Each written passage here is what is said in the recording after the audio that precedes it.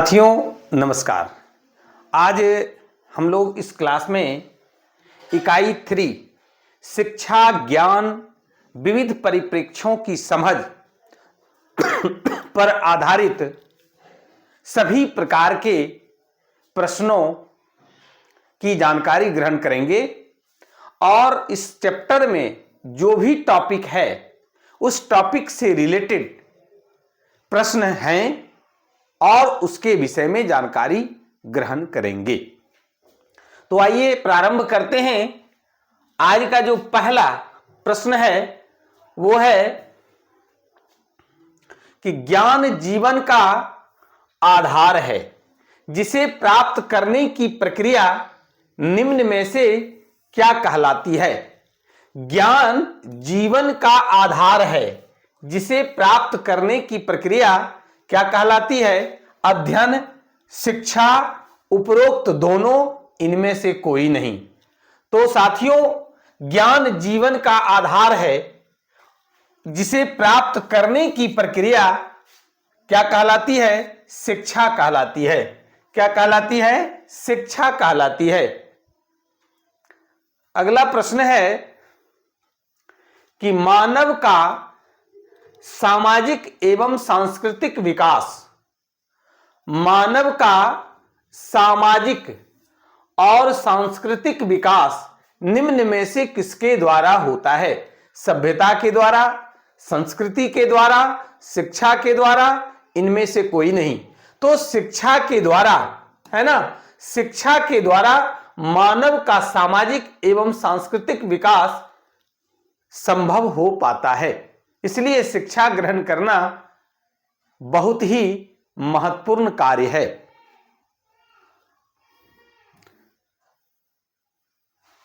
शिक्षा के द्वारा निम्न में से किसका विकास होता है, जिनके फलस्वरूप व्यक्तिगत एवं सामाजिक जीवन का पुनर्निर्माण होता है। तो शिक्षा के द्वारा ज्ञान का, अनुभव और कौशल तीनों का पुनर्निर्माण होता है। इसलिए आंसर होगा इनमें से सभी। आगे है कि किनको अपनी शिक्षाई प्रक्रिया को, किनको अपनी शिक्षाई प्रक्रिया को विकसित करने हेतु शिक्षा के विभिन्न ज्ञान मीमांसीय एवं दार्शनिक पक्षों को अपने विद्यालयी प्रक्रियाओं में यथोचित रूप से शामिल करना होता है। अब बताइए, यहां पर विद्यालयी प्रक्रिया में विद्यालय है, समाज है, शिक्षक है, किनको ये सब कुछ विद्यालयी प्रक्रियाओं में शामिल करना होता है। तो शिक्षक को, है ना, शिक्षक को अपनी शिक्षाई प्रक्रिया को विकसित करने हेतु शिक्षा के विभिन्न ज्ञान मीमांसीय एवं दार्शनिक पक्षों को अपने विद्यालयी प्रक्रियाओं में यथोचित रूप से शामिल करना होता है। हर एक टॉपिक पर आधारित प्रश्न है साथियों। जो भी बिहार लोक सेवा आयोग द्वारा टॉपिक सिलेबस में दिया गया है, पाठ्यक्रम का निर्धारण किया गया है, उन सभी टॉपिकों को समाहित करते हुए हमने हर टॉपिक से प्रश्न क्रिएट किया है, ताकि परीक्षा में कोई भी प्रश्न छूटे नहीं, कोई भी टॉपिक का ज्ञान अधूरा नहीं रहे, आपका रिवीजन सभी टॉपिक से रिलेटेड हो जाए।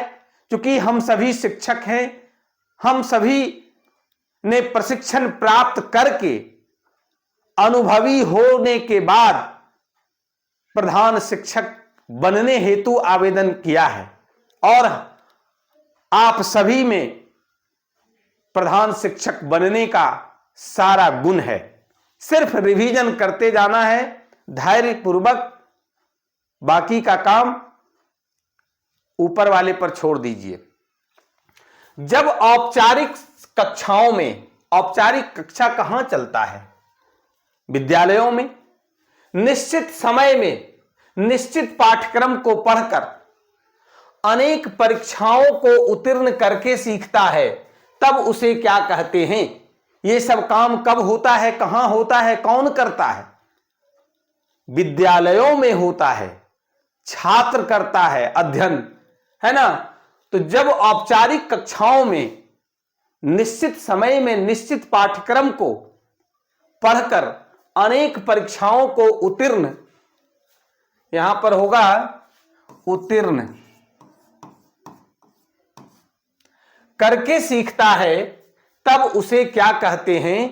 तब उसे अनौपचारिक शिक्षा या औपचारिक शिक्षा, व्यवहारिक शिक्षा या इनमें से कोई नहीं। आपका जो जवाब होगा वो होगा औपचारिक शिक्षा उसको कहते हैं। आगे है कि किसने कहा, देखिए बहुत ही इंपॉर्टेंट प्रश्न है कि किसने कहा कि मनुष्य की भीतरी पूर्णता की अभिव्यक्ति ही शिक्षा है? मनुष्य की भीतरी पूर्णता की अभिव्यक्ति ही शिक्षा है।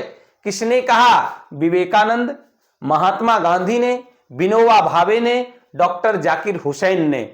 तो सही जवाब होगा कि विवेकानंद ने कहा कि मनुष्य की भीतरी पूर्णता की अभिव्यक्ति ही शिक्षा है। चलिए आगे का प्रश्न है कि किसने कहा शिक्षा बच्चे के शरीर, मन एवं आत्मा में विद्यमान श्रेष्ठ तत्वों का पूर्ण विकास है? महात्मा गांधी, विवेकानंद, विनोबा भावे, डॉक्टर राधाकृष्णन। तो महात्मा गांधी ने कहा कि शिक्षा बच्चे के शरीर, मन एवं आत्मा में विद्यमान श्रेष्ठ तत्वों का पूर्ण विकास है। ये सब जो प्रश्न है वो VVI है, ध्यान रखेंगे। किसने कहा था कि शिक्षा नए समाज को बनाने की एक प्रक्रिया है? Vinoba Bhave, doctor Zakir Hussain, KG Saiyidain, J Krishnamurti. तो विनोबा भावे ने कहा कि शिक्षा नए समाज को बनाने की एक प्रक्रिया है।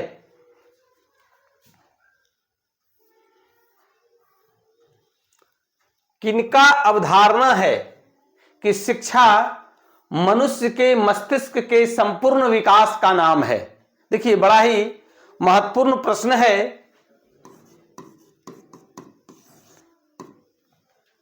कि किनका अवधारणा है कि शिक्षा मनुष्य के मस्तिष्क के संपूर्ण विकास का नाम है? डॉक्टर जाकिर हुसैन, KG सैदीन, सुकरात और जॉन डीवी।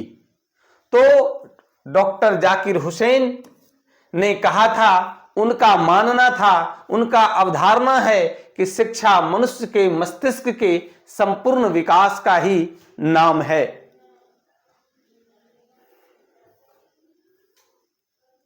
आगे है कि किसने कहा कि शिक्षा व्यक्ति की सृजनात्मक शक्ति, सृजन करने की शक्ति क्या है? सृजन करने की शक्ति को खोलने की कुंजी है। यानी शिक्षा के विषय में किसने कहा कि यह व्यक्ति की सृजनात्मक शक्ति को खोलने की कुंजी है? KG Saiyidain, doctor Radhakrishnan, J Krishnamurti और सुकरात। तो KG सैदीन ने कहा कि शिक्षा व्यक्ति की सृजनात्मक शक्ति को खोलने की कुंजी है।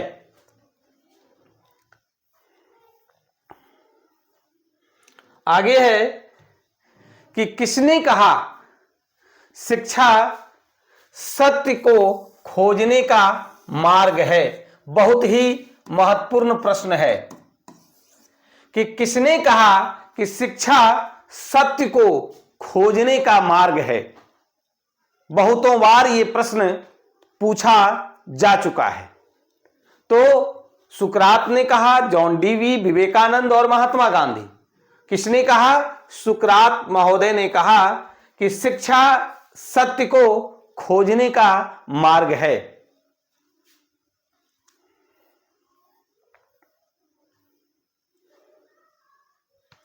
किसने कहा कि शिक्षा मनुष्य के नैतिक विकास का साधन है? किसने कहा कि शिक्षा मनुष्य के नैतिक विकास का साधन है? डॉक्टर राधाकृष्णन, सुकरात, जॉन डीवी, महात्मा गांधी। तो डॉक्टर सर्वपल्ली राधाकृष्णन ने कहा कि शिक्षा मनुष्य के नैतिक विकास का साधन है ना।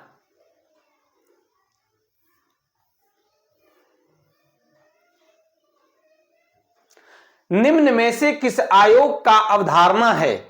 देखिए, शिक्षा जगत में शिक्षा के सुधार के लिए समय समय पर विभिन्न आयोगों का गठन किया गया। तो किस आयोग का यह अवधारणा है कि शिक्षा राष्ट्र के आर्थिक सामाजिक विकास की शक्तिशाली साधन है? शिक्षा राष्ट्रीय संपन्नता एवं राष्ट्र कल्याण की कुंजी है। राष्ट्रीय शिक्षा आयोग जो 1964-66 में गठन किया गया था, माध्यमिक शिक्षा आयोग 1952-53 में इसका गठन किया गया था, विश्वविद्यालय शिक्षा आयोग जो 1948-49 में इसका गठन किया गया था, या फिर इनमें से कोई नहीं? तो सही आंसर होगा राष्ट्रीय शिक्षा आयोग, जिसका गठन 1964 से 66 के बीच किया गया था। और राष्ट्रीय शिक्षा आयोग का ही अवधारणा है कि शिक्षा राष्ट्र के आर्थिक सामाजिक विकास का शक्तिशाली साधन है। शिक्षा राष्ट्रीय संपन्नता एवं राष्ट्र कल्याण की कुंजी है। इसके अलावे दोस्तों, यहां से और प्रश्न आपसे पूछा जा सकता है कि राष्ट्रीय शिक्षा आयोग का गठन कब किया गया था? तो जवाब होगा 1964 से 66। माध्यमिक शिक्षा आयोग का गठन कब किया गया था? तो 1952-53 में, जो कि माध्यमिक स्तर के शिक्षा में सुधार और उसके उत्थान के लिए इस आयोग का गठन किया गया था। फिर है विश्वविद्यालय शिक्षा आयोग, जो कि विश्वविद्यालयी शिक्षा में सुधार और उससे संबंधित बातों के लिए जो आयोग का गठन किया गया, उस आयोग को विश्वविद्यालय शिक्षा आयोग कहा गया और इसका जो काल है वो 1948-49 ईस्वी में है। तो इस तरह से ये बहुत ही महत्वपूर्ण जानकारी हम लोग इस प्रश्न के माध्यम से लिया। अब आगे बढ़ते हैं कि निम्न में से कौन सत्य है? शिक्षा के विषय में जानकारी हम लोगों को ग्रहण करना है कि आखिर शिक्षा कौन सी प्रक्रिया है। तो शिक्षा एक उद्देश्यपूर्ण प्रक्रिया है। वास्तव में शिक्षा एक उद्देश्यपूर्ण प्रक्रिया है, यह बिल्कुल सही है। शिक्षा मूल रूप से उद्देश्य परिवर्तन तथा विकास संबंधी है। यह भी सही है कि शिक्षा का जो उद्देश्य मूल रूप से उद्देश्य परिवर्तन और विकास संबंधी है। शिक्षा सुनियोजित अर्थात औपचारिक या सहज अर्थात अनौपचारिक रूप से चलने वाली होती है। कहने का मतलब हुआ, यह भी सही है। आंसर आपका होगा इनमें से सभी, यानी कि तीनों जो वाक्य है वो तीनों का तीनों सही है और शिक्षा से संबंधित है। शिक्षा कि कौन सी प्रक्रिया है, शिक्षा को आप कैसे जानेंगे, शिक्षा को कैसे परिभाषित करेंगे, उससे रिलेटेड बातें ये तीनों ही जो वाक्य है उसमें समाहित किया गया है कि शिक्षा एक उद्देश्यपूर्ण प्रक्रिया है। फिर से हम लोग चर्चा करते हैं कि शिक्षा मूल रूप से उद्देश्य परिवर्तन तथा विकास संबंधी है। शिक्षा सुनियोजित अर्थात औपचारिक या सहज अर्थात अनौपचारिक रूप से चलने वाली हो सकती है। तो आंसर होगा इनमें से सभी। आगे है दोस्तों कि निम्न में से शिक्षा के कौन आधार हैं? मनोविज्ञान, समाजशास्त्र, दर्शन शास्त्र, इतिहास। दोस्तों शिक्षा के 4 आधार होते हैं और वो है मनोविज्ञान, समाजशास्त्र, दर्शन शास्त्र और इतिहास। इसलिए जवाब होगा उपर्युक्त सभी। आपसे जब भी शिक्षा के आधार से संबंधित बातें अगर पूछा जाए तो आधार, शिक्षा का जो आधार है वो मनोविज्ञान है, समाजशास्त्र है, दर्शन शास्त्र है और इतिहास है।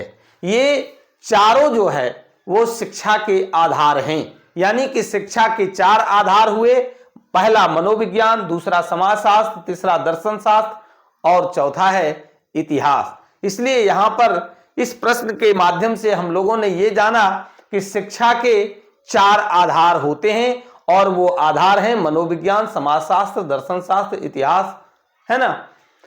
चलिए आगे देखते हैं कि शिक्षक के लिए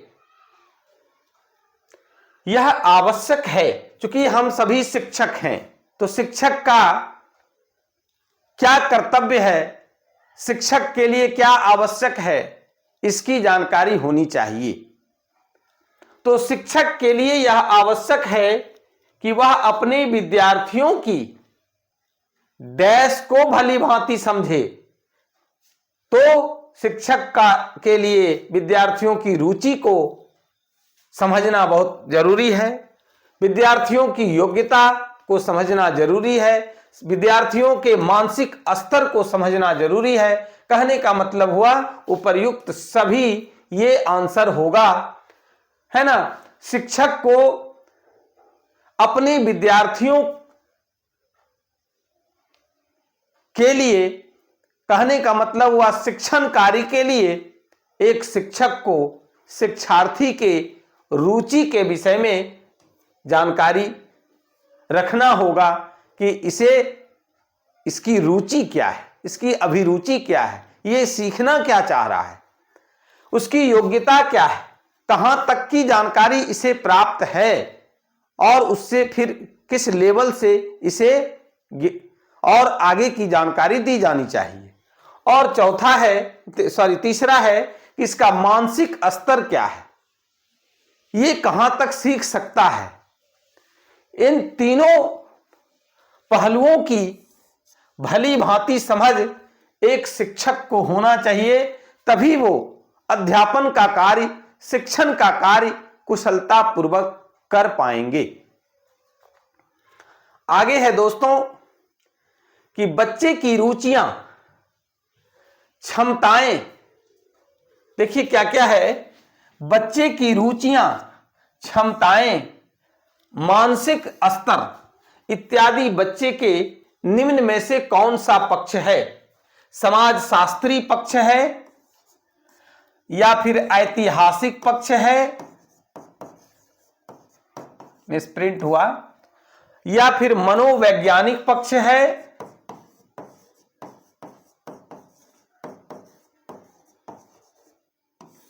या फिर दर्शन शास्त्री पक्ष है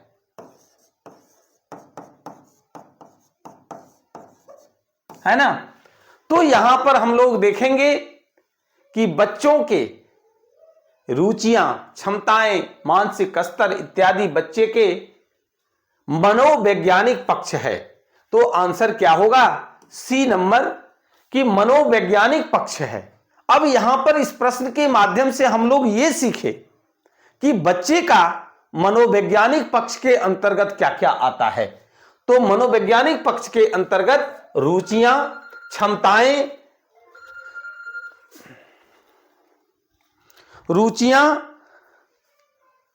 क्षमताएं,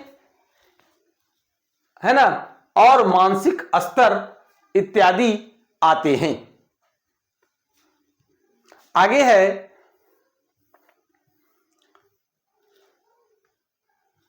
कि शिक्षा के उद्देश्य तय करते समय, देखिए बड़ा ही महत्वपूर्ण प्रश्न है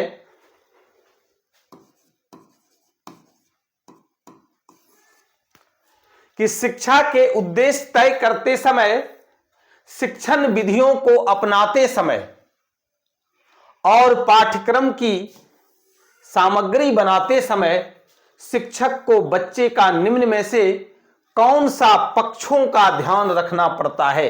अभी हम लोग इससे रिलेटेड प्रश्न जो 17 नंबर प्रश्न था उसको भी पढ़ा, उसको भी देखा। तो ये जो है दर्शन शास्त्री, ऐतिहासिक, समाजशास्त्री और मनोवैज्ञानिक, तो साथियों आंसर होगा मनोवैज्ञानिक पक्ष का ध्यान हमें रखना पड़ता है शिक्षा के उद्देश्य तय करते समय, शिक्षण विधियों को अपनाते समय कि शिक्षा का उद्देश्य क्या है होना चाहिए, शिक्षण विधि किस विधि को हम अपनावें ताकि बच्चे सही तरह से सीख सके, और उसका पाठ्यक्रम की जो सामग्री है उसको बनाते समय शिक्षक को बच्चे का मनोवैज्ञानिक पक्षों का ध्यान रखना पड़ता है कि हम ये बना रहे हैं तो क्या बच्चे इसमें रुचि लेते हैं, बच्चे का मानसिक स्तर उस लायक है जो कि ये सीख सकता है,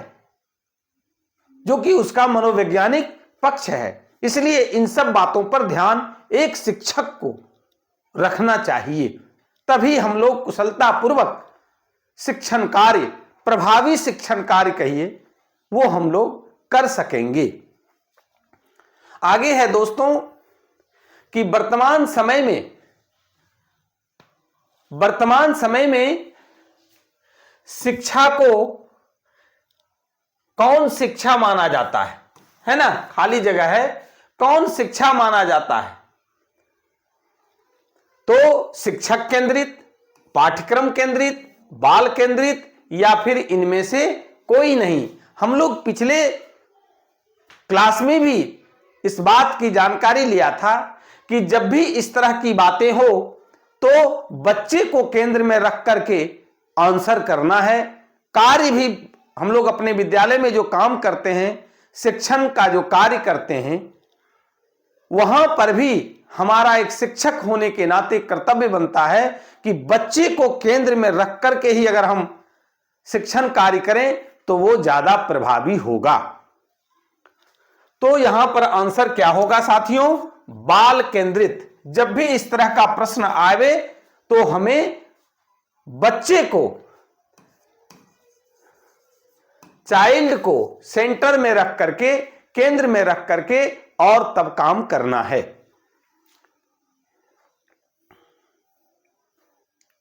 एक संपूर्ण बच्चा, देखिए एक संपूर्ण बच्चा जब विद्यालय आता है, पहली बार हमारे यहां विद्यालय में जब बच्चा प्रवेश लेता है तो इसका सामान्य अर्थ क्या होता है कि जब बच्चे पढ़ने के लिए विद्यालय आते हैं तो वे अपने साथ अपनी क्या क्या लाते हैं, अपनी रुचियों को लाते हैं, अपनी क्षमताओं को लाते हैं, अपनी समस्याओं को लाते हैं और अपना मानसिक स्तर को लाते हैं। यानी हम लोग यहां पर फिर से एक बार मनोवैज्ञानिक पक्ष की बात कर रहे हैं और बच्चे अपने साथ मनोवैज्ञानिक पक्षों को यानी रुचियों, क्षमताओं, समस्याओं, मानसिक स्तर सभी को लेकर के विद्यालय में आता है। इसलिए साथियों आंसर होगा उपर्युक्त सभी। आगे बढ़ते हैं शिक्षा में मनोविज्ञान क्या है? मनोविज्ञान ज्ञानानुशासन से वैसे सिद्धांतों एवं विषय वस्तुओं को अपनाया गया है जिनके आधार पर बच्चों के निम्न में से कौन समझ विकसित होता है ना? उसका व्यक्तित्व का विकास होता है, सीखने सिखाने की प्रक्रिया की सैद्धांतिक समझ विकसित होती है। यानी कि दोनों ही आंसर होगा। क्या होगा? दोनों।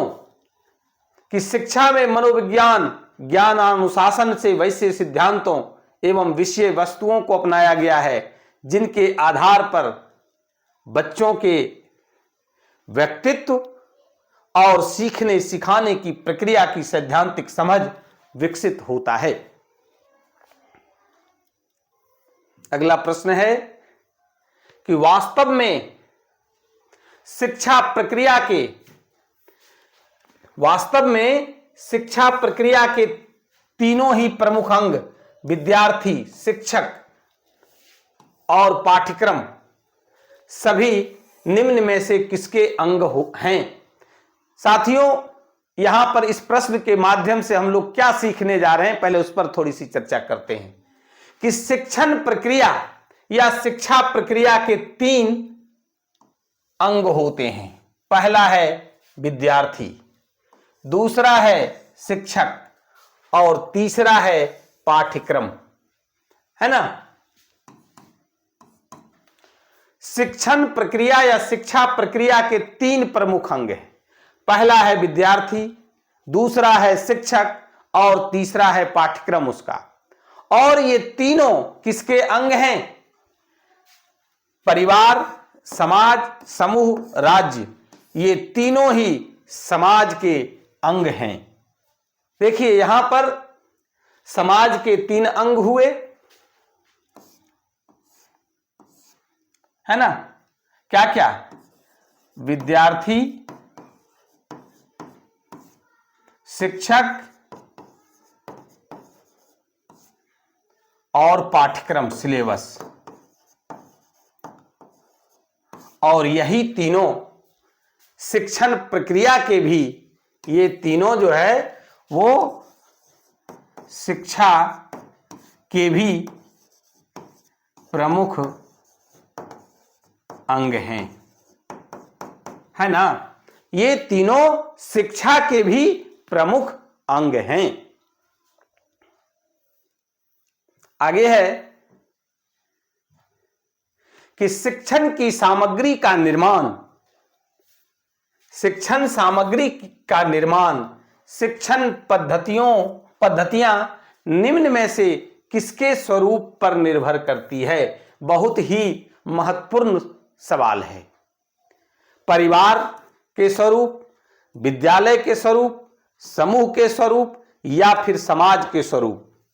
ये समाज के स्वरूप पर निर्भर करता है। ये सब गलत हो गया। आंसर है साथियों समाज।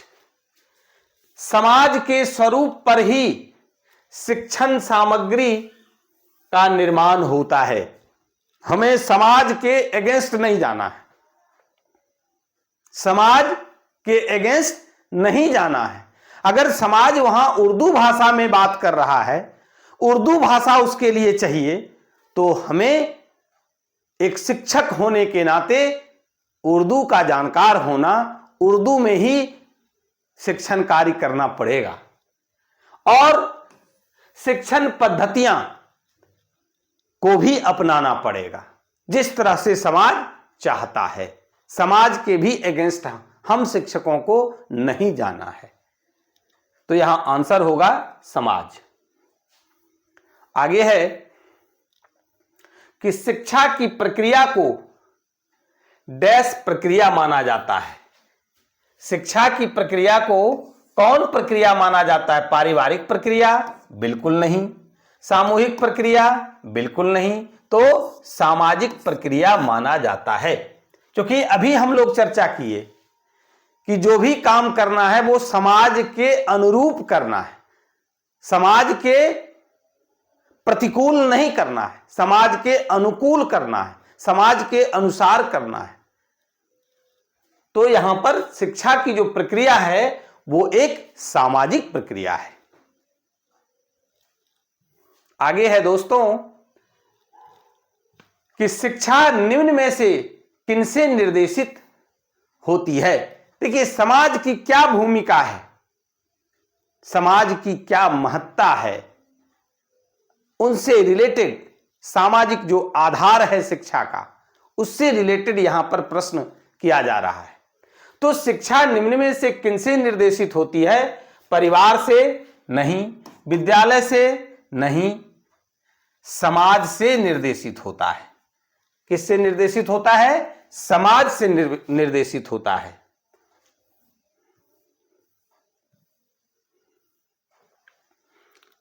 आइए अगला जो प्रश्न है वो है कि 1964-66 में भारत सरकार द्वारा भारतीय शिक्षा के निर्धारित उद्देश्य निम्न में से कौन सा है ना। राष्ट्रीय शिक्षा जो आयोग का गठन किया गया था, उसी से रिलेटेड प्रश्न है कि उसका उद्देश्य क्या था।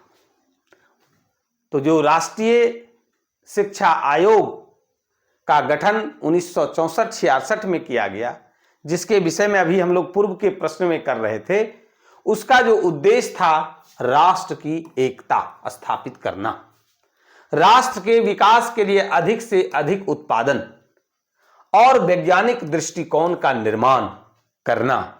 यानी कि आंसर जो होगा वो होगा उपरोक्त सभी।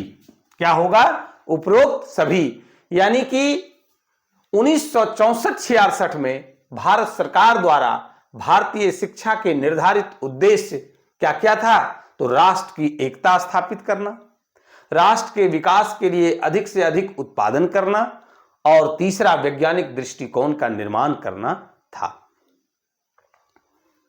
आगे है साथियों, राष्ट्रीय शिक्षा नीति 1986 में लाया गया था, है ना। राष्ट्रीय शिक्षा नीति 1986 और इसकी समीक्षा के लिए आचार्य राम मूर्ति समिति का गठन किया गया। तो वही प्रश्न है कि राष्ट्रीय शिक्षा नीति 1986 की समीक्षा के लिए आचार्य राम मूर्ति समिति का गठन कब किया गया? और आचार्य राम मूर्ति समिति ने अपने प्रतिवेदन का नाम क्या दिया था? तो प्रबुद्ध और मानवीय समाज की ओर। तो आंसर क्या होगा? 1987, 1988, 1989 या फिर 1990। तो यह काम 1990 में किया गया था। आचार्य राम मूर्ति समिति का गठन 1990 में किया गया था। किस लिए किया गया था? तो राष्ट्रीय शिक्षा नीति 1986 की समीक्षा हेतु। आपसे एक प्रश्न यहां और पूछा जा सकता है कि 1990 में गठित आचार्य राम मूर्ति समिति के द्वारा जो प्रतिवेदन दिया गया, उस प्रतिवेदन का क्या नाम था? तो आपको वो जवाब देना है, प्रबुद्ध और मानवीय समाज की ओर। क्या जवाब देंगे? प्रबुद्ध और मानवीय समाज की ओर। चलिए अगला जो प्रश्न है वो है कि समाज में बच्चों के समाजीकरण की प्रक्रिया हो या फिर असमानता, वंचना का मतलब क्या होता है साथियों? धोखा देना, या कहिए तो ठगना, है ना। तो असमानता तो समझ रहे हैं, वंचना का मतलब होता है धोखा देना या ठगना।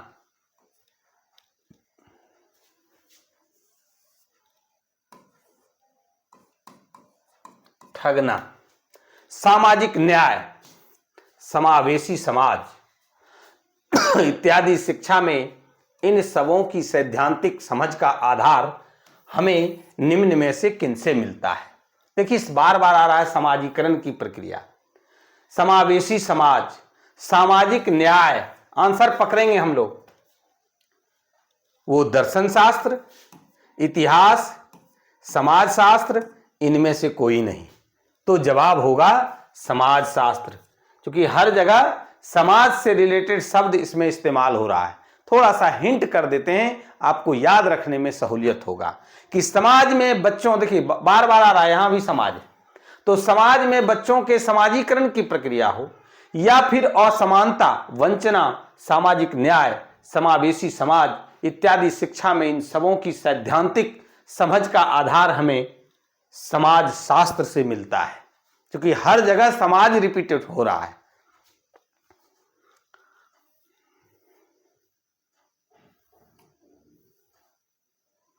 आगे है कि दर्शन शास्त्र का प्रमुख कार्य, दर्शन शास्त्र का प्रमुख कार्य। अब यहां से हम लोग समाज शास्त्र से आ गए किसमें? दर्शन शास्त्र में। तो दर्शन शास्त्र का प्रमुख कार्य शिक्षा शास्त्र को निम्न में से कौन सा आधार देना है? सामाजिक आधार नहीं, राष्ट्रीय आधार नहीं, बौद्धिक आधार देना है साथियों। दर्शन शास्त्र का प्रमुख कार्य है शिक्षा शास्त्र को, है ना, शिक्षा शास्त्र को बौद्धिक आधार प्रदान करना है। दर्शन शास्त्र को का जो प्रमुख कार्य ही है कि शिक्षा शास्त्र को बौद्धिक आधार देना है। चलिए आगे है कि शिक्षा दर्शन क्या है? तो शिक्षा दर्शन शिक्षा संबंधी आत्मचेतना से प्रेरित आलोचनात्मक मीमांसा है। क्या है? आलोचनात्मक मीमांसा है, आलोचनात्मक ज्ञान है। इसके अंतर्गत शिक्षा संबंधी विभिन्न डैश के निहितार्थों की जांच पड़ताल और विमर्श की जाती है। इसके अंतर्गत क्या क्या किया जाता है? तो धारणा, अवधारणा, संकल्पना या चिंतन, ये उपरोक्त सभी आंसर होगा कि क्या होगा कि शिक्षा दर्शन शिक्षा संबंधी आत्मचेतना से प्रेरित आलोचनात्मक मीमांसा है और आलोचनात्मक मीमांसा के अंतर्गत शिक्षा संबंधी विभिन्न धारणा, अवधारणा, संकल्पना या चिंतन के निहितार्थों की जांच पड़ताल और विमर्श की जाती है। आगे है कि दर्शन की शिक्षा निम्न में से दर्शन की शिक्षा निम्न में से कौन सा प्रश्न का जवाब खोजने में सहायता करता है? देखिए बड़ा ही महत्वपूर्ण प्रश्न है कि दर्शन की शिक्षा, हम लोग दर्शन शास्त्र जो शिक्षा का आधार है उस पर बात कर रहे हैं कि दर्शन शिक्षा निम्न में से कौन सा प्रश्न का जवाब खोजने में हमें सहायता करता है? तो पहला प्रश्न है कि शिक्षा की प्रकृति क्या है? शिक्षा की सामग्री क्या होनी चाहिए? ज्ञान क्या है? ज्ञान की प्रामाणिकता कैसे परखी जाए? यानी उपरोक्त में से सभी बातों की जानकारी, सभी प्रश्नों का जवाब हम लोग दर्शन शिक्षा के सहायता से खोज पाते हैं। ऐसे सभी प्रश्नों का के जवाब को। आइए आगे है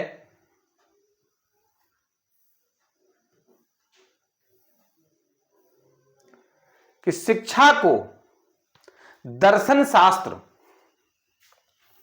शिक्षा को दर्शन शास्त्र की विभिन्न विचारधाराओं के अंतर्गत उनके किन मान्यताओं पर निर्भर रहना पड़ता है?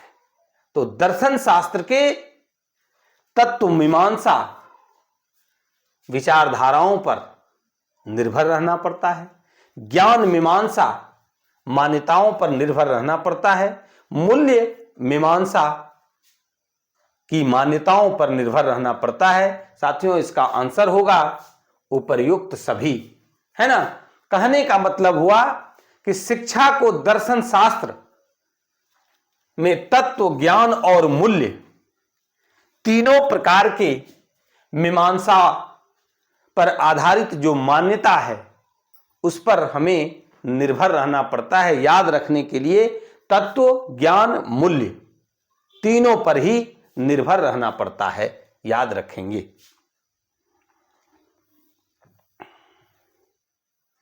देखिए, बड़ा ही महत्वपूर्ण जानकारी है कि शिक्षा का उद्देश्य क्या होता है।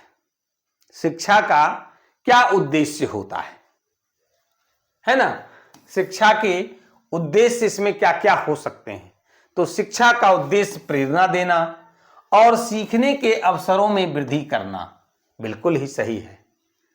बच्चों में स्वचिंतन तथा जिम्मेदारी पूर्ण आचरण का विकास करना शिक्षा का उद्देश्य हो सकता है। सत्यनिष्ठा, ईमानदारी तथा आत्मविश्वास का विकास शिक्षा का उद्देश्य है। शिक्षा का उद्देश्य है सामाजिक मूल्यों का संवर्धन, यानी कि हमारा जो जवाब होगा उपर्युक्त सभी।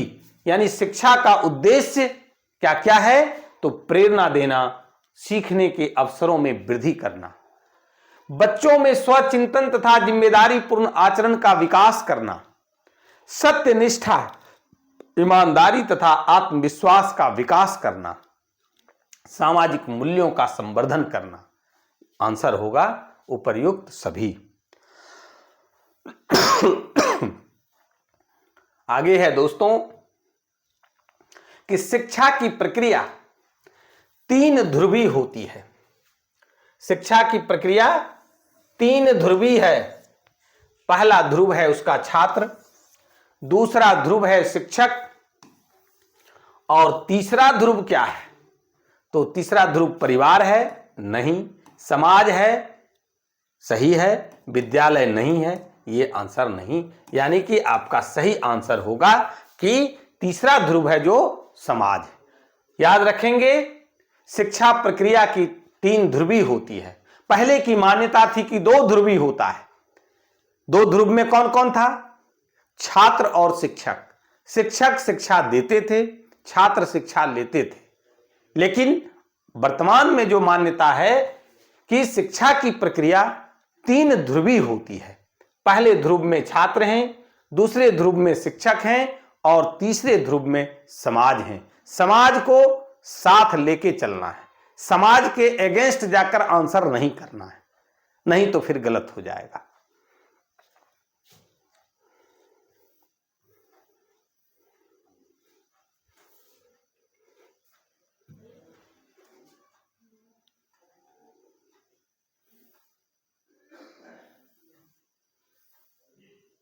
यहां तक था। चलिए आगे है कि शिक्षा वह प्रक्रिया है, शिक्षा वह प्रक्रिया है जिससे बच्चों का निम्न में से किसका विकास होता है, अंतर्मुखी योग्यता और क्षमता, बिल्कुल सही है।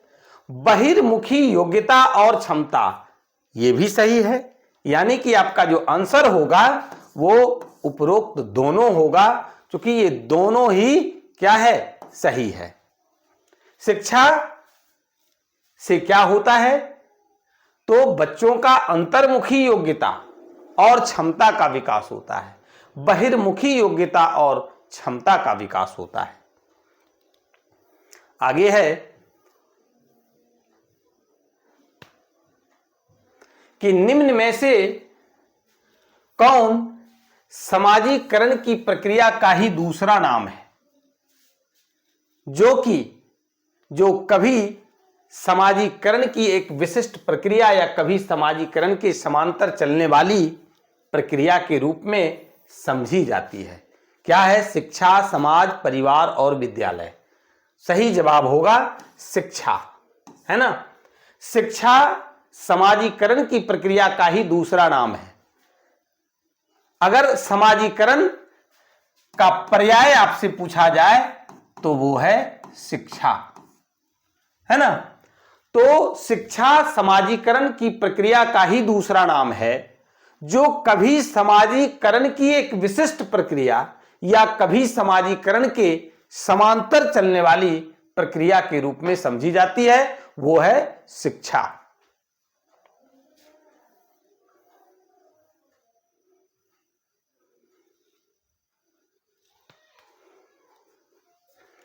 अब है कि निम्न में से कौन सीखने सिखाने की औपचारिक प्रक्रिया का स्थल है।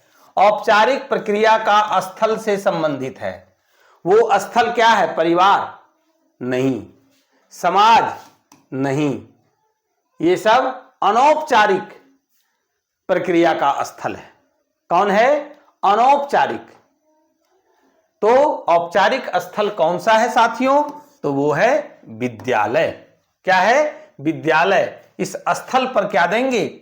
विद्यालय, है ना। विद्यालय है औपचारिक प्रक्रिया का स्थल, जहां पर शिक्षा दी जाती है।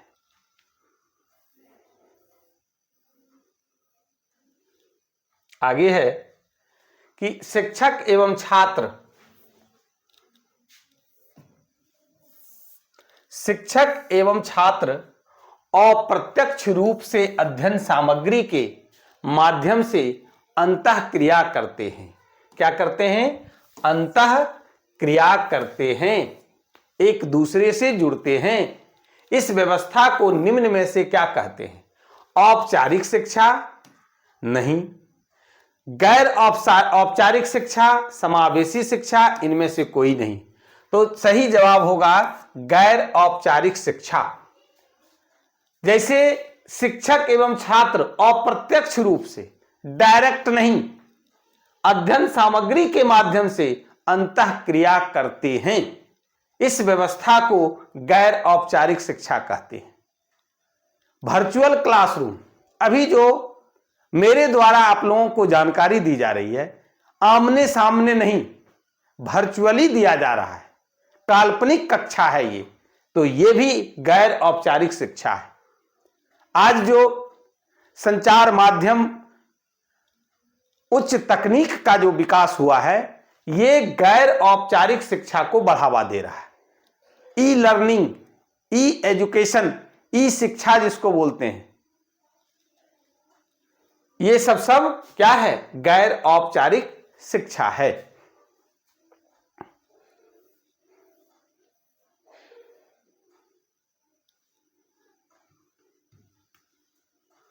आइए देखते हैं, अगला प्रश्न है कि रूसो का प्रकृतिवाद हो, पेस्टोलॉजी का अन्वेषणवाद, या फिर फ्रोबेल का किंडरगार्टन पद्धति हो, मारिया मोंटेसरी का मोंटेसरी पद्धति हो।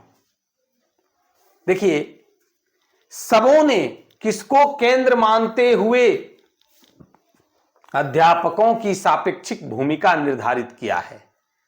तो बार बार कह रहे हैं कि इस तरह का जब प्रश्न हो तो किसको केंद्र में मानना है? बच्चा या समाज, पाठ्यक्रम, इनमें से कोई नहीं, बच्चा को मानना है। आंसर होगा बच्चे। बाल केंद्रित शिक्षा से आधारित प्रश्न है ना। जब भी हम लोग को केंद्र किसको मानना है? केंद्र में, सेंटर में चाइल्ड को रखना है, बच्चे को रखना है। अब आपसे यह भी पूछा जाएगा कि कुछ पद्धति का नाम इसमें है।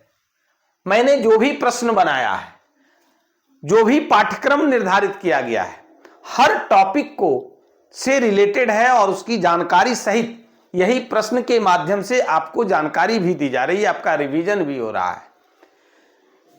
यह पूछा जाएगा कि प्रकृतिवाद पद्धति किसका था, किसने उसका जन्म दिया, प्रतिपादन किया? तो रूसो।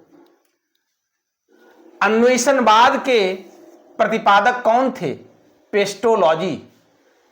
फिर है देखिए, किंडरगार्टन पद्धति के प्रतिपादन किसने किया? फ्रोबेल। फिर देखिए मोंटेसरी पद्धति किसने किया? मारिया मोंटेसरी ने। एक प्रश्न से के माध्यम से अनेकों जानकारी आपको दी जा रही है, इस पर ध्यान रखेंगे।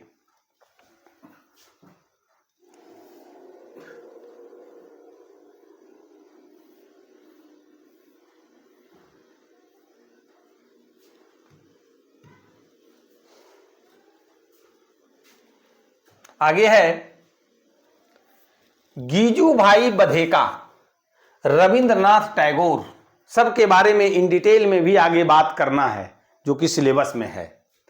कृष्णमूर्ति जैसे अनेक शिक्षा शास्त्रियों ने किस प्रकार के शिक्षा पर बल दिया? यहां भी देखिए वही प्रश्न फिर से एक बार आया है। तो अध्यापक आधारित शिक्षा, फिर पाठ्यक्रम आधारित शिक्षा, बिल्कुल नहीं, बाल केंद्रित शिक्षा, यही सही जवाब होगा, है ना। बाल केंद्रित शिक्षा पर इन लोगों ने जोर दिया। गीजू भाई बधेका, रविंद्रनाथ टैगोर, कृष्णमूर्ति, ये सब जो भी शिक्षा शास्त्री थे, इन लोगों का जोर था कि बाल केंद्रित शिक्षा दी जानी चाहिए, बच्चे को केंद्र में रख करके शिक्षा दी जानी चाहिए। चलिए अगला है कि निम्न में से किस दर्शन में, बड़ा ही महत्वपूर्ण प्रश्न है, कि निम्न में से किस दर्शन में ब्रह्म यानी सत्य और ज्ञान में कोई अंतर नहीं माना गया है? भारतीय दर्शन, मीमांसा दर्शन, तत्व मीमांसा, या फिर इनमें से कोई नहीं? साथियों इसका जवाब होगा भारतीय दर्शन, ये सब नहीं होगा, है ना। तो निम्न में से किस दर्शन में ब्रह्म यानी सत्य और ज्ञान में कोई अंतर नहीं माना गया है? तो जवाब होगा भारतीय दर्शन।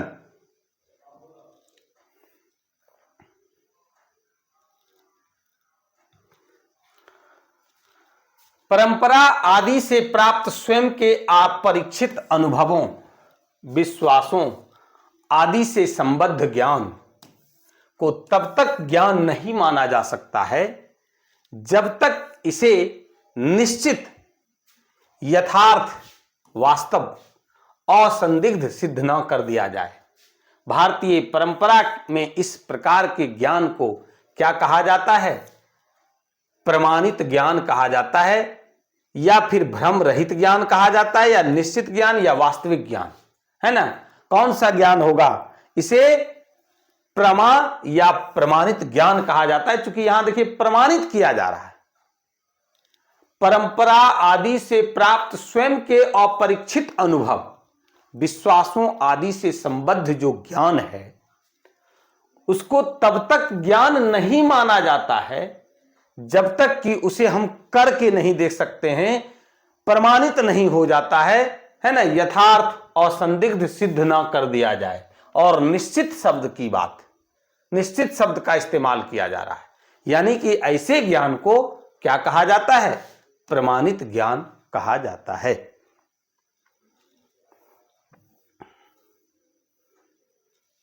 ज्ञान मीमांसी दृष्टि से ज्ञान अभिप्राय है। ज्ञान से क्या अभिप्राय है? ज्ञान किसको कहते हैं? ज्ञानी लोगों में क्या होता है? उसमें भ्रम नहीं रहता है, वो निश्चित का अर्थ को समझता है। ज्ञानी प्रमाणित ज्ञान यानी वो करके देखना चाहता है, तर्क की कसौटी पर कसता है, यानी कि सही जवाब क्या होगा? उपरोक्त सभी। ज्ञान मीमांसी दृष्टि से ज्ञान का क्या अभिप्राय है? तो ज्ञान भ्रम रहित होता है, ज्ञान निश्चित होता है, ज्ञान प्रमाणित ज्ञान है, प्रमा जिसको बोलते हैं, यानी कि उपरोक्त सभी।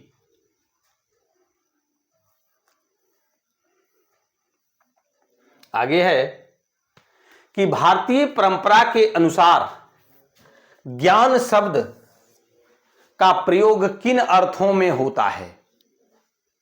भारतीय परंपरा के अनुसार ज्ञान का अर्थ ज्ञान का प्रयोग किन अर्थों में होता है? तो ज्ञान का प्रयोग जानने के साधन के रूप में, जानने की क्रिया के फल के रूप में, है ना। यानी कि ज्ञान शब्द का अर्थ दोनों में होता है। आपका आंसर होगा उपरोक्त दोनों। भारतीय परंपरा के अनुसार ज्ञान शब्द का प्रयोग जानने के साधन के रूप में होता है तथा जानने की क्रिया के फल के रूप में होता है।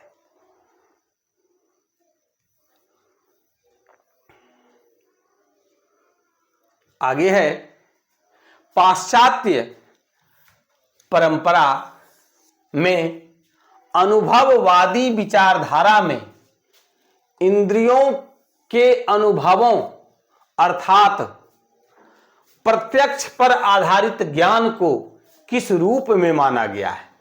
वैज्ञानिक ज्ञान, वास्तविक ज्ञान, प्रमाणित ज्ञान, इनमें से कोई नहीं, है ना। देखिए, तो इस तरह के ज्ञान का जो रूप है वो वैज्ञानिक ज्ञान माना जाता है।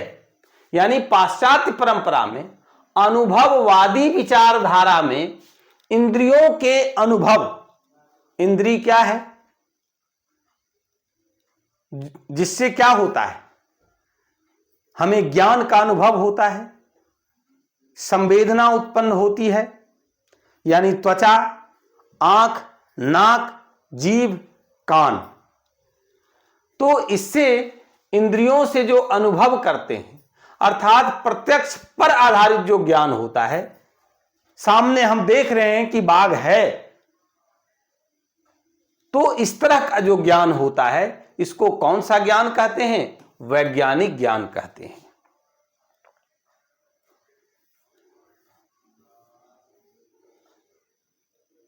किनका मानना है कि मनुष्य का मन, बहुत ही इंपॉर्टेंट सवाल है, एक कोरी स्लेट होती है, खाली स्लेट, कुछ लिखा हुआ नहीं है, इसमें पहले से कोई विचार नहीं होता है, बल्कि अनुभव ही संपूर्ण ज्ञान का आधार होता है। यानी कि अनुभव को ही सर्वोपरि माना गया है। तो ये किसने कहा? प्लेटो महोदय, जॉन लॉक, या फिर दयाकृष्ण, या फिर इनमें से कोई नहीं। तो जॉन लॉक महोदय का यह मानना था कि मनुष्य का मन एक कोरी स्लेट होती है, खाली स्लेट होती है, जिस पर कुछ लिखा हुआ नहीं होता है, इसमें पहले से कोई विचार नहीं होता है, बिल्कुल खाली होता है, और अनुभव ही संपूर्ण ज्ञान का आधार है। अनुभव ही संपूर्ण ज्ञान का आधार है, तो अनुभव शब्द को व्यापक रूप में किसने माना? जॉन लॉक ने माना। ये याद रखेंगे। और इन्होंने ही कहा कि मनुष्य का जो मन होता है वो कोरी स्लेट की भांति होता है, बिल्कुल खाली होता है। आगे है कि जॉन लॉक की ज्ञान प्राप्ति की जो प्रक्रिया के मार्ग क्या है? जॉन लॉक का जो ज्ञान प्राप्ति की प्रक्रिया का मार्ग, जिन्होंने क्या माना? सब कुछ। क्या माना? सब कुछ। अभी हम लोग क्या देख रहे थे? किसको उन्होंने? अनुभव को सब कुछ माना।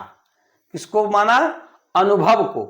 अब आगे है कि जॉन लॉक की जो ज्ञान प्राप्ति की प्रक्रिया है उसका मार्ग क्या है? उसका मार्ग संवेदना के द्वारा, चिंतन के द्वारा, दोनों ही, संवेदना और चिंतन दोनों ही। यानी कि आंसर होगा उपरोक्त दोनों। संवेदना के द्वारा और चिंतन के द्वारा, दोनों ही जॉन लॉक का ज्ञान प्राप्ति की प्रक्रिया का मार्ग है। ये दोनों, संवेदना और चिंतन दोनों।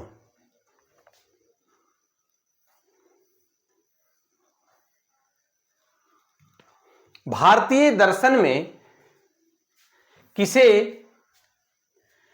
इंद्रियार्थ सन्निकर्ष प्रत्यक्षम कहा गया है।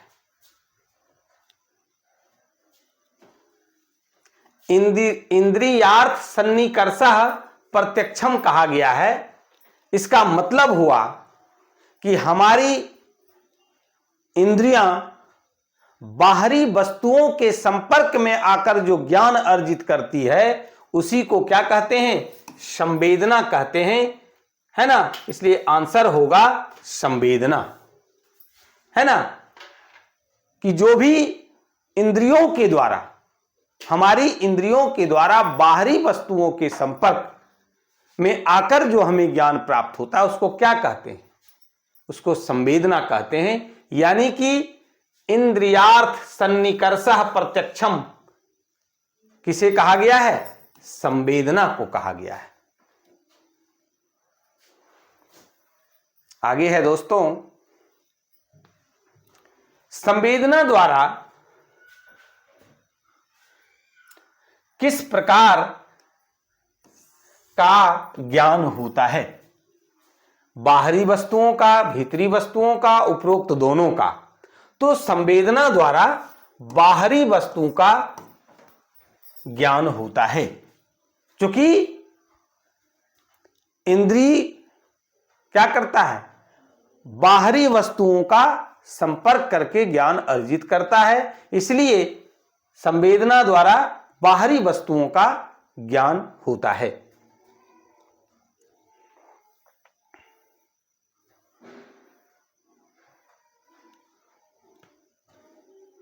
अंतर्दर्शन की प्रक्रिया किसे माना गया है? संवेदना को, चिंतन को, विश्वास को, इनमें से कोई नहीं।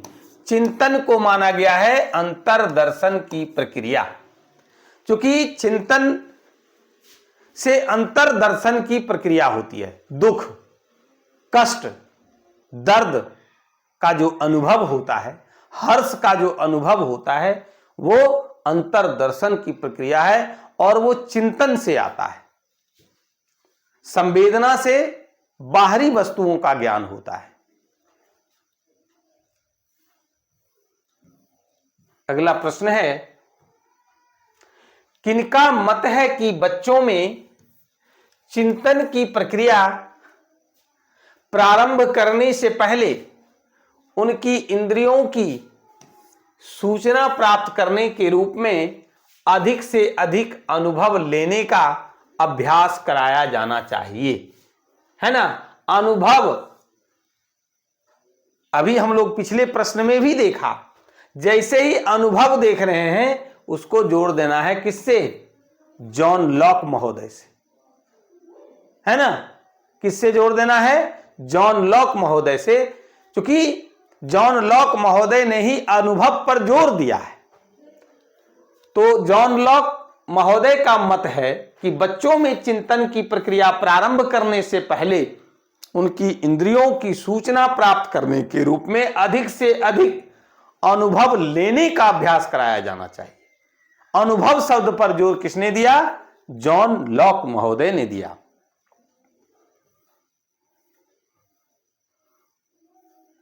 आगे है कि चिंतन की प्रक्रिया के विषय में निम्न में से सही विकल्पों को चुनें। कि चिंतन की प्रक्रिया है क्या? तो चिंतन की प्रक्रिया स्थूल से सूक्ष्म के प्रति जाने की प्रक्रिया है।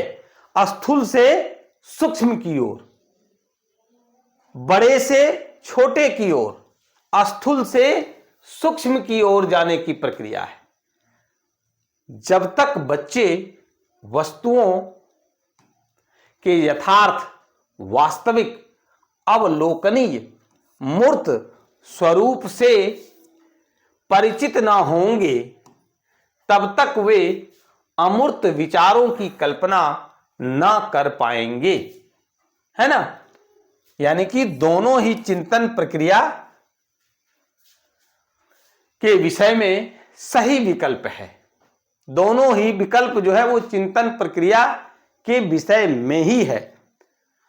अब है कि मूर्त स्वरूप से अमूर्त विचार, यहां पर ये ध्यान रखेंगे कि बच्चा अगर गाय को देखा है तभी वो गाय के विषय में सोच सकता है कि गाय को 4 पैर होता है, 2 कान होता है, 2 आंख होती है, 2 सींग होता है। तो इस तरह से बच्चे जब मूर्त स्वरूप से परिचित जब तक नहीं होंगे तब तक वह अमूर्त विचारों की कल्पना नहीं कर पाएंगे, और यही चिंतन है। यानी कि स्थूल से सूक्ष्म के प्रति जाने की प्रक्रिया ही चिंतन है। आगे है कि सीखने सिखाने की प्रक्रिया में बतौर शिक्षक, सीखने सिखाने की प्रक्रिया में एक शिक्षक के रूप में क्या जानना आवश्यक होता है। एक शिक्षक को यह जानना आवश्यक होता है कि ज्ञान क्या है, ज्ञान प्राप्ति के साधन क्या है। यानी कि आंसर होगा उपरोक्त दोनों। एक शिक्षक को सीखने सिखाने की प्रक्रिया में इस बात की जानकारी होनी चाहिए कि ज्ञान क्या है और ज्ञान प्राप्ति के साधन क्या है।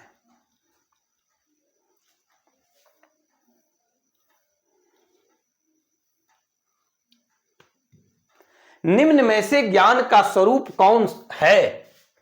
निम्न में से ज्ञान का स्वरूप क्या है? तो ज्ञान का स्वरूप सूचना है, अवधारणा है, अनुभव एवं कौशल है।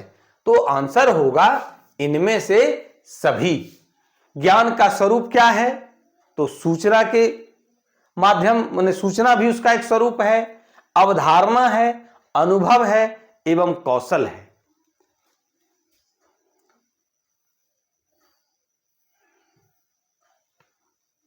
ज्ञान का स्वरूप तो हम लोगों ने देखा। अब अगला जो प्रश्न है इसके विषय में हम लोग ये जानेंगे कि ज्ञान के साधन कौन कौन से हैं। ज्ञान का स्वरूप देखा कि ज्ञान का स्वरूप के विषय में अभी हम लोगों ने क्या जाना। इसका स्वरूप सूचना, अवधारणा, अनुभव और कौशल है। जबकि ज्ञान का साधन क्या क्या है? तो ज्ञान का साधन है इंद्रिया अनुभव। क्या है? इंद्रियों से अनुभव करना। बुद्धि या तर्कपूर्ण ज्ञान ज्ञान के साधन है। वैज्ञानिक ज्ञान, ये सभी क्या है? ज्ञान के साधन हैं।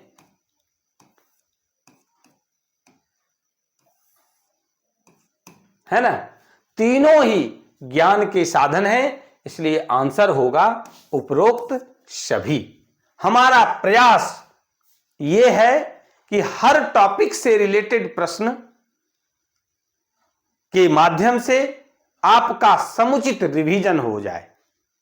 अगर ये क्लास आपको अच्छा लगा या बुरा लगा, आप हमें कमेंट करके जरूर बताएंगे। अगर अच्छा लगा हो तो लाइक और शेयर जरूर करेंगे। जो लोग चैनल पर पहली बार आए हैं वो चैनल को सब्सक्राइब करें। आज की क्लास में बस इतना ही। बहुत बहुत धन्यवाद।